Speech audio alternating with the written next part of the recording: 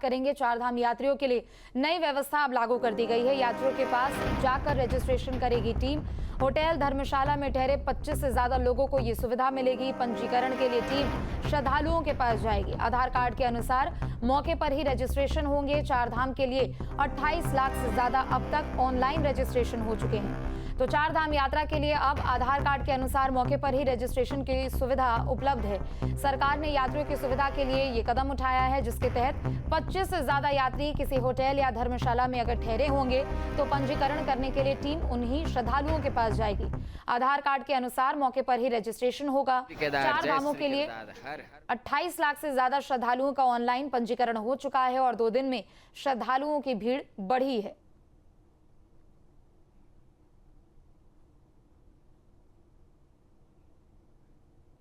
तो चार धाम यात्रा को लेकर अब श्रद्धालुओं के लिए नई व्यवस्था लागू की गई है। बता दें कि अब जो रजिस्ट्रेशन करने वाली टीम है वो खुद श्रद्धालुओं के पास जाएगी। अगर देवभूमि के किसी भी होटल या धर्मशाला में 25 से ज्यादा लोग ठहरे होंगे तो टीम खुद उनके पास पहुंचेगी और मौके पर ही आधार कार्ड पर रजिस्ट्रेशन करवाएगी।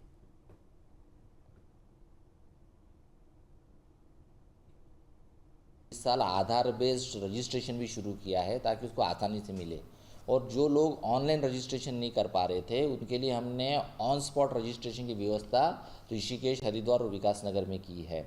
और इतना ही नहीं, अगर 25 से बड़ा ग्रुप है तो जहाँ पे वो लोग रुके, जिस आश्रम में, जिस होटल में रुके हैं, वहाँ पे भी हम अपनी टीमों को भेज के रजिस्ट्रेशन करा रहे हैं। यानी वो ऑन कॉल बेसिस पे रजिस्ट्रेशन टीम को बुला सकते हैं। इसका बहुत अच्छा रिस्पॉन्स मिला है, विशेषकर हरिद्वार में और देहरादून के ऋषिकेश में। यात्रा के सापेक्ष में जो रजिस्ट्रेशन आज तिथि तक हुआ है वो ऑलमोस्ट 28 लाख लोगों का रजिस्ट्रेशन हो गया है। और पिछले 3 दिनों में विशेषकर गंगोत्री, यमुनोत्री, केदारनाथ और बद्रीनाथ के सापेक्ष में जो यात्रियों की संख्या है वो कल काफ़ी अच्छी थी। और जो रजिस्ट्रेशन काउंटर से हमारे ऋषिकेश, हरिद्वार और विकासनगर में, वहाँ पे भी काफ़ी भीड़ है। और आपके माध्यम से मैं इतना बताना चाहूँगा कि चारधाम यात्रा के सापेक्ष राज्य सरकार ने पूरी जो कार्रवाई करनी थी पूरी कर लिया है। सारी अवस्थापनाएं जो विकसित करनी थी कर लिया है और यहाँ पे सेफ है, उनका स्वागत है। पिछले दिनों भारत और पाकिस्तान के बीच जिस तरह से विवाद उपजा था, उस दौरान चारधाम यात्रा में भी श्रद्धालुओं की संख्या एकदम कम हो गई थी। लेकिन अभी सरकार का दावा है कि पिछले 2 दिन में यात्रियों की संख्या गुणात्मक तरीके से बढ़ी है। ऑनलाइन भी श्रद्धालुओं की संख्या का रजिस्ट्रेशन 28 लाख पार कर गया है और ऑफलाइन की रजिस्ट्रेशन की व्यवस्था भी जारी है। पर्यटन सचिव सचिन कुर्वे का कहना है कि इस बार हमने एक और नई व्यवस्था की है कि अगर 25 से ज़्यादा यात्री किसी होटल, धर्मशाला या रिजॉर्ट या कहीं भी रुके हुए हैं तो उन्हें पंजीकरण केंद्र पर ऑफलाइन रजिस्ट्रेशन के लिए नहीं आना पड़ेगा। और रजिस्ट्रेशन केंद्र से ही हमने एक टीम, मोबाइल टीम बनाई है, वो उनके होटल या वो जहां भी रुके हैं वहां जाएगी और 25 से ज़्यादा श्रद्धालु होंगे तो उनका वहीं पर आधार कार्ड के हिसाब से रजिस्ट्रेशन करेगी। तो फिलहाल यात्रा में गति आ गई है, यात्रा में श्रद्धालुओं की संख्या बढ़ती जा रही है। अपने सहयोगी कैमरामैन सोनी कुमार के साथ न्यूज स्टेट के लिए देहरादून से अजीत सिंह राठी। तो वहीं रुद्रप्रयाग में केदारनाथ धाम की यात्रा में घोड़े खच्चरों के संचालन पर लगी रोक अब धीरे धीरे हटाई जा रही है। दरअसल एक्वाइन इन्फ्लुएंजा वायरस डिजीज के चलते यात्रा में इन पशुओं के इस्तेमाल पर अस्थायी प्रतिबंध लगाया गया था, लेकिन अब पशुपालन विभाग, जिला प्रशासन की सतर्कता और सक्रिय निगरानी के चलते हालात में सुधार आने लगा है। दरअसल पशुपालन विभाग ने कुछ दिन पहले घोड़े खच्चरों को ट्रायल बेस पर यात्रा मार्ग में भेजा था। ये ट्रायल सफल रहा और इसमें शामिल पशुओं में संक्रमण के कोई लक्षण नहीं पाए गए हैं। इसके बाद प्रशासन ने चरणबद्ध तरीके से यात्रा मार्ग पर जांच रिपोर्ट में नेगेटिव पाए गए घोड़े खच्चरों की आवाजाही को अनुमति देना शुरू कर दिया। इक्वाइन इन्फ्लुएंजा से राहत के बाद 3410 घोड़े खच्चरों का संचालन किया जा रहा है। वहीं यात्रा मार्ग पर 3 जगह पशु जांच केंद्र बनाए गए हैं।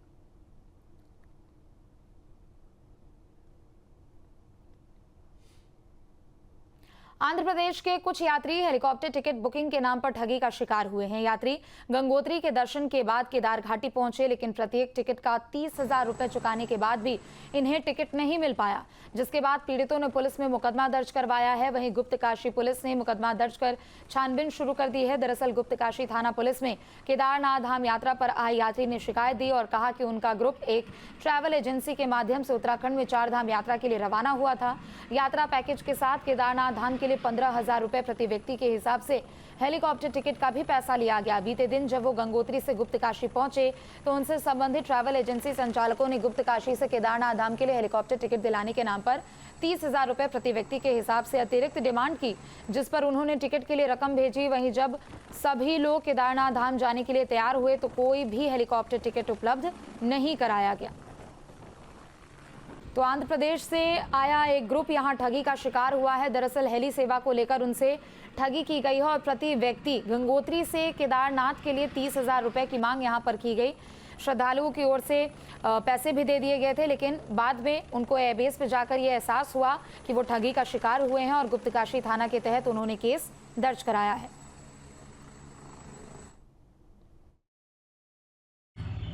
आज थाना गुप्तकाशी में आंध्र प्रदेश से आए एक व्यक्ति के द्वारा शिकायत दर्ज कराई गई कि ट्रैवल एजेंसी के लोगों द्वारा हेलीकॉप्टर टिकट के नाम पर उनसे पूर्व में पैसे लिए गए। इसके बावजूद अतिरिक्त पैसे की डिमांड भी की गई और टिकट नहीं दिलवाया गया।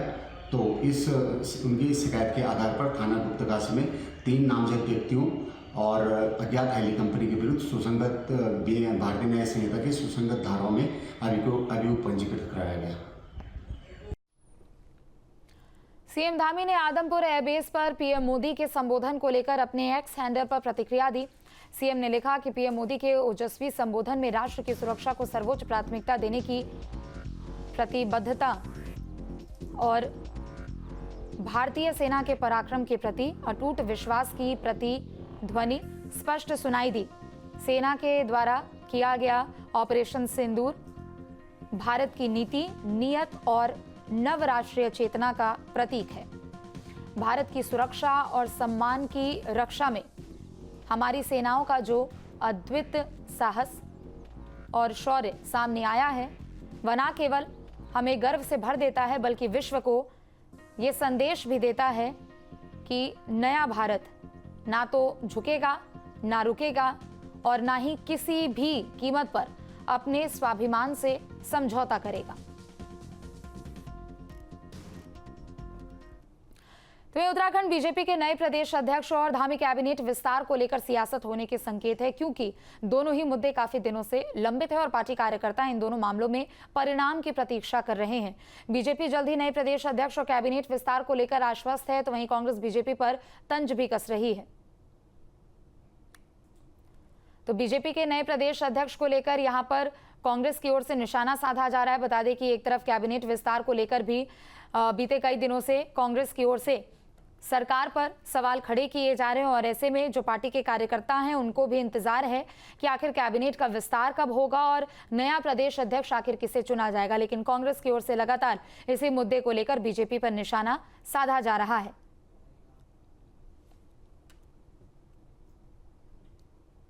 संगठन का जो काम है वो बहुत तेज़ी से आगे होना है। उसमें हमारे प्रदेश अध्यक्ष जी का भी चुनाव का विषय है, जैसे आप कह रहे हैं कि मंत्रिमंडल का भी विस्तार होना है। इन सभी विषयों पर प्रदेश की जो टीम है और जो राष्ट्रीय स्तर के प्रभारी गण हैं वो सब लोग मिल बैठ करके बात करेंगे। मुझे लगता है कि बहुत जल्दी इन कामों को भी पार्टी आगे बढ़ाएगी। जहाँ तक होमवर्क का विषय है, ये विषय तो बहुत लंबे दिनों से चल रहा है। आपने कई बार जो है कि माननीय मुख्यमंत्री जी, प्रदेश अध्यक्ष जी की बाइटें भी चलाई हैं और उन्होंने बराबर इसी बात को कहा है कि हम इस पर काम कर रहे हैं। जो ही केंद्रीय नेतृत्व हमारा हमको निर्देशित करेगा, हम आगे बढ़ाएंगे।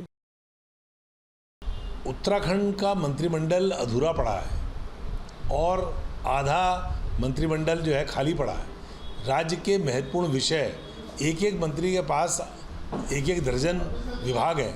मुख्यमंत्री स्वयं इतने लंबे चौड़े बोझ से दबे पड़े हैं। प्रदेश के अंदर जो काम होने चाहिए, जिस प्रकार से राज्य के अंदर प्रशासनिक क्षमता जो होती है मंत्रिमंडल की, वो कहीं ना कहीं मिस हो रही है। पूरे प्रदेश के अंदर स्वास्थ्य विभाग हो, शिक्षा विभाग हो, आपका सड़क परिवहन विभाग हो, प्रदेश के अंदर आपदा प्रबंधन के तंत्र हो, पूरे के पूरे विभाग जिस प्रकार से मंत्रियों के पास इस समय ओवरलोडेड हैं, मंत्रिमंडल का गठन नहीं हो पा रहा है। इससे स्पष्ट है भारतीय जनता पार्टी में बहुत ज़्यादा खींचतान है। देश की सीमा पर परिस्थितियां सामान्य होने के साथ ही उत्तराखंड में एक बार फिर राजनीतिक घटनाक्रम घटित होने लगा है। भारतीय जनता पार्टी के नए अध्यक्ष और कैबिनेट विस्तार को लेकर के तमाम तरह की चर्चाएं जो पिछले कई महीनों से चली आ रही थी, पिछले 15 दिन के बाद एक बार फिर यकायक तेजी पकड़ने लगी है। भारतीय जनता पार्टी के नेताओं का कहना है कि बहुत जल्द ही जैसे पार्टी की लीडरशिप थोड़ी स्मूथ होगी तो राष्ट्रीय अध्यक्ष और प्रदेश अध्यक्ष का चयन किया जाएगा और उसके तत्काल बाद कैबिनेट का विस्तार होगा।